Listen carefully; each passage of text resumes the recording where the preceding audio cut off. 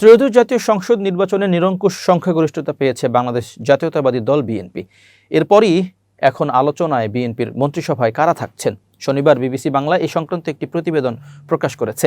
প্রতিবেদনে দেশের শীর্ষস্থানীয় পত্রিকাগুলোর বরাত দিয়ে বলেছে, প্রতিবেদন অনুযায়ী শনিবারের দ্য বিজনেস স্ট্যান্ডার্ডের দ্বিতীয় প্রধান খবর, fresh faces and old guards BNP to blend continuity with change in new cabinet. অর্থাৎ বিএনপির নয়া মন্ত্রিসভায় পুরনোদের পাশাপাশি থাকছে নতুন মুখ। প্রকাশিত খবরে বলা হয়েছে, নির্বাচনে সংখ্যাগরিষ্ঠতা পাওয়ার পর বিএনপি তাদের মন্ত্রিসভার আকার প্রায় চূড়ান্ত করে ফেলেছে। তাতে অভিজ্ঞ ও তরুণ নির্বাচিতদের পাশাপাশি টেকনোক্রেট কোটায় যুক্ত হচ্ছেন কেউ কেউ।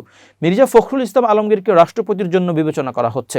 স্পিকার হিসেবে ডক্টর আব্দুল মঈন খান, মির্জা আব্বাসকে যোগাযোগ মন্ত্রণালয়, সালাউদ্দিন আহমেদকে স্থানীয় সরকার মন্ত্রণালয়, আমির খসরু মাহমুদ চৌধুরীকে বাণিজ্য মন্ত্রণালয় এবং আনম এহসানুল হক মিলন শিক্ষা মন্ত্রণালয়ের দায়িত্ব পেতে পারেন।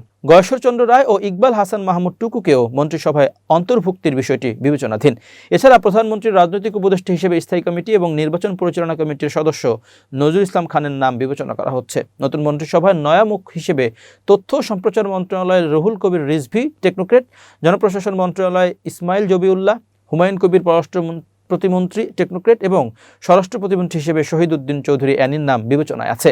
চিকিৎসক AJM জাহিদ হোসেন ও আইনজীবী ফজলুর রহমানও আলোচনায় রয়েছেন। ববি হাজ্জাজ, আন্দালিব রহমান পার্থ, নুরুল হক নূর, ডক্টর রেজা কিবরিয়া ও মোস্তফা জামাল হায়দারের নাম আলোচনায় আছে।